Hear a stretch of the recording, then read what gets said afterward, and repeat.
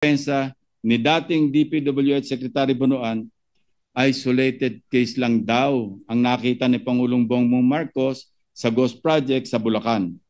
Ayaw na siguro ni Bunuan na maungkat pa sa investigasyon ang Global CRIT. Saan ba tong lahat na ito, Mr. President? Our people...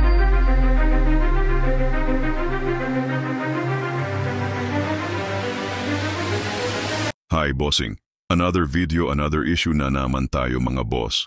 Ito na ang mga dapat malaman ng bayan. Senator Ping Lacson binulgar na si ang dating sekretary ng DAPU na si Bunuan dahil meron pala ito tinatago na mga korupsyon. Bago natin umpisahan ang video, wag mo kalimutan mag-like, share at subscribe, bossing. Push mo na rin notification bell. Salamat, bossing. Nasikat na wow builders. Tulad ng SIMS at IM, malupit din talaga ang pattern ng kontratistang ito sa kababalaghan. Busisiin natin ang dalawang proyektong ito na alam na nating may distinct na halaga.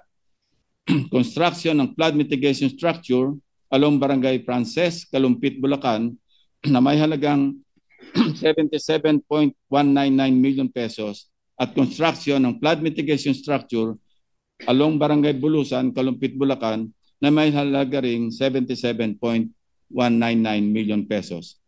Ang dalawang kontrata na ito ay na-award sa Wow Builders noong February 1, 2023. Pero take note, Mr. President, mayroon kaming kopya ng dalawang sulat na may petsang January 30, 2023 or 2 days before na pirmado ni Wow Builders Manager Mark Alan Arevalo na nagsasaad na sila ang winning bidder para sa dalawang projects. Advance mag-isip si Wow, Mr. President. Ang notice to proceed para sa dalawang contracts, pareho rin ng petsa, February 13, 2023. Subalit mahigit isang linggo pa lamang ang nakalilipas mula sa petsa o notice to proceed, naniningil na para sa 50% project accomplishment rate ang Wow Builders. Ang nakasaad sa 50% accomplishment rate na ito ay resulta ng isinasagawang trabaho na di umano mula February 13 to 20. 7 days, Mr. President. Ayon sa mga sales invoice na hawak namin, na-release naman ang hinihinging kabayaran noong February 23, 2023. Ang kalahati ng kabayaran at retention fees again for both projects ay naatado naman sa release mula April hanggang July 2023. Sabay rin ang mga petsa ng bayaran kung saan hindi rin nagkakalayo ang mga halaga. Ang 50% ng proyekto isinagawa ng 7 araw. Ang sunod na kalahati, ginawa ng mahigit 4 na buwan. Not for one project, but for 2, Mr. President. Napakahusay, napakaganid. Kawawaw na kawawaw talaga tayo sa Wow Builders. Mr. President, Bulacan has proven to be the national sewer of corrupted flood control projects. Hindi na nakapagtataka na marami ang nagkalkal ng record ng mga kontraktor sa buong probinsya. Isa na dito ang Global CRIT Builders na kumubra ng 2.195 billion flood control projects mula 2018 hanggang 2024 sa Bulacan pa lamang. Ang Global CRIT ay pagmamayari ng mga maglangke ng Candaba. Si Mayor Rene Maglangke ang presidente noong 2024 na kung saan may mga kontrata na siya mismo ang pumipirma na dapat sana ay nag-divest siya. This should not come as a surprise, Mr. President. In the words of Mayor Maglangke, and I quote, "Isa akong malaking kontratista. Kilala sa buong Pilipinas na nangongontrata at bilyon-bilyon ang proyekto ko sa buong Pilipinas. Growing family business indeed." Pero hindi pa dito natatapos ang kwentong pamilya, Mr. President. The web of family names reveals a web of stories. Ang mga Maglangke rin ang may-ari ng MBB Global Properties Corporation na siya namang nagmamay-ari ng Windham Garden Hotel sa Clark, Pampanga na itinayo sa halagang halos 1 bilyong piso. Gayunman, kung babalikan, hindi lamang Maglangke ang kilalang family name na nagmamay-ari ng MBB Global Properties. Nitong August 15, 2025 lang daw nagpalit ng stockholders ang MBB. Nevertheless, the 2024 General Information Sheet or GIS of the MBB Global Properties Corporation would show the following. Macy Monique Maglanque, President. Sunshine M. Bernardo, Corporate Secretary. Fatima Gay B. Bonoan de la Cruz, Treasurer. Ulitin ko, Maglanque, Bernardo, Bonoan, MBB.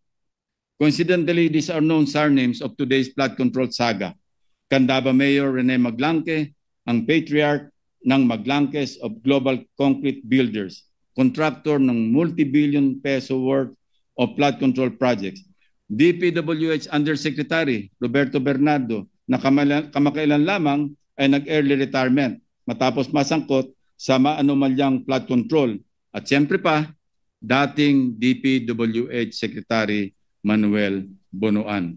Maglanque, Bernardo, Bonoan, MBB, Mr. President. Kayo na po ang mag-connect ng dots.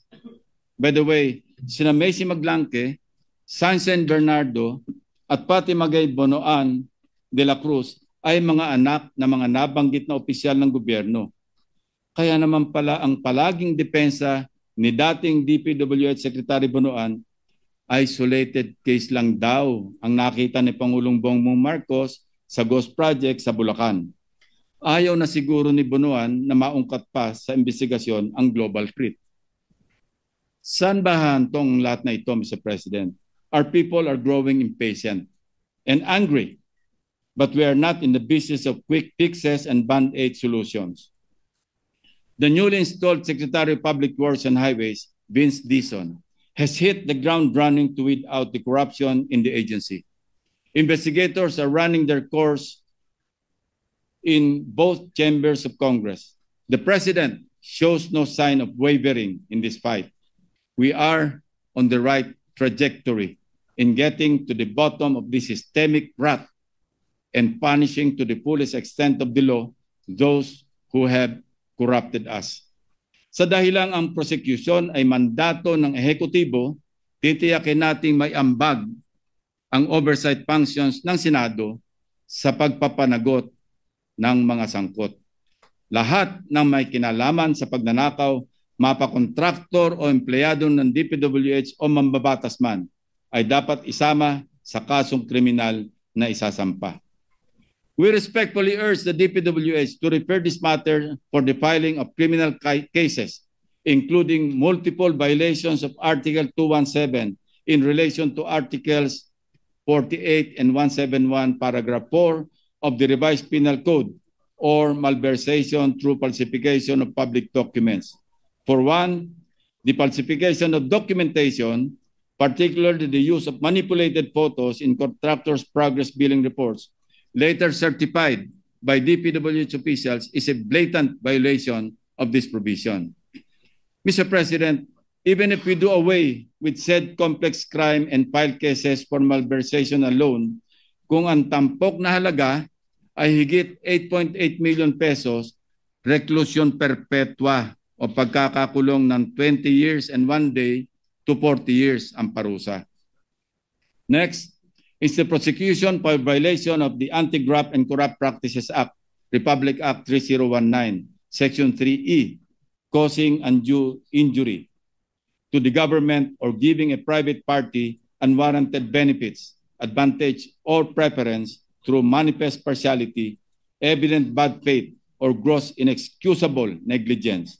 And Section 3G, entering on behalf of the government into contracts manifestly and grossly disadvantageous to it. And Section 8, in relation to Republic Act 1379, unexplained wealth. We also strongly endorse the filing of charges for violation of Republic Act 7080 or the Anti-Plunder Law, Mr. President. Sapat naman pong basihan ang nakakapangilabot na laki ng halaga ng mga anomalya sa flood control. Bilyones po ang pinag-uusapan nating nauwi sa ghost projects. Ang marangyang pamumuhay ng mga sangkot na opisyal ng DPWH at ang daang milyong kaya nilang ipatalo sa mga kasino ay kabilang sa magpapatunay sa paglabag sa batas na ito. These facts show that the accumulated ill-gotten wealth has undeniably breached the minimum threshold for plunder, which is 50 million pesos. Dahil ang bawat isang maanumalyang kontrata ay isang hayagang paglabag sa batas, malinaw po na natutugunan nito ang requirement ng anti-plunder law na nagsasaad na ang ill-gotten wealth ay dapat nagmula sa paulit-ulit o serye na mga gawain upang makaipon ng yaman sa pamamagitan ng pandaraya. Mr. President, we likewise detailed the infractions of the BGC boys in connection with their gambling spree. Sa paggamit ng fictitious names o aliases upang itago ang kanilang identity sa mga casinos, easily, Mr. President, this is a clear violation of Article 178 of the Revised Penal Code, or the use of fictitious name and concealing true name. To further sustain the use of their pseudo-identities, the BGC boys used fake driver's licenses to gain entry into casinos, thereby violating Section 31, Article 2 of Republic Act 4136, which expressly outlaws the making, use, or possession of licenses in imitation or similitude of those legally issued by the LTO.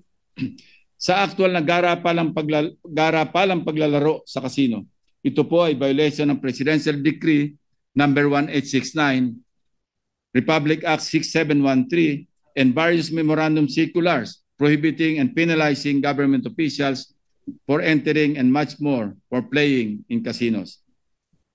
Mr. President, the Anti-Money Laundering Act as amended is likewise violated as the proceeds of graft and plunder are transacted and converted by purchasing casino chips and subsequently cashing them out after minimal gaming, thereby disguising the true source of the funds.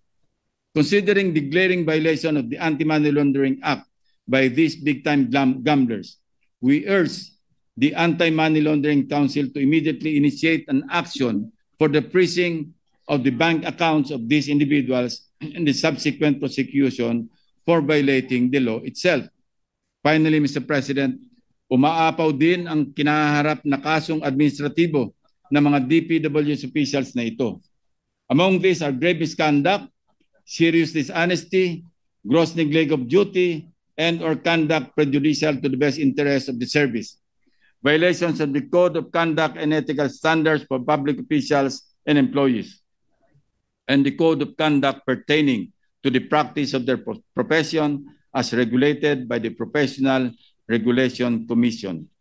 Our goal is not only punitive but also preventive. So we do it through reforms in our legislation, Mr. President. Amendment of Republic Act 4566 as amended by PD number 1746 or the Contractors License Law to institutionalize the perpetual absolute ban of blacklisted contractors found to have ghost and substandard projects and higher penalties for conflicts of interest brought by interlocking positions in related industries or entities.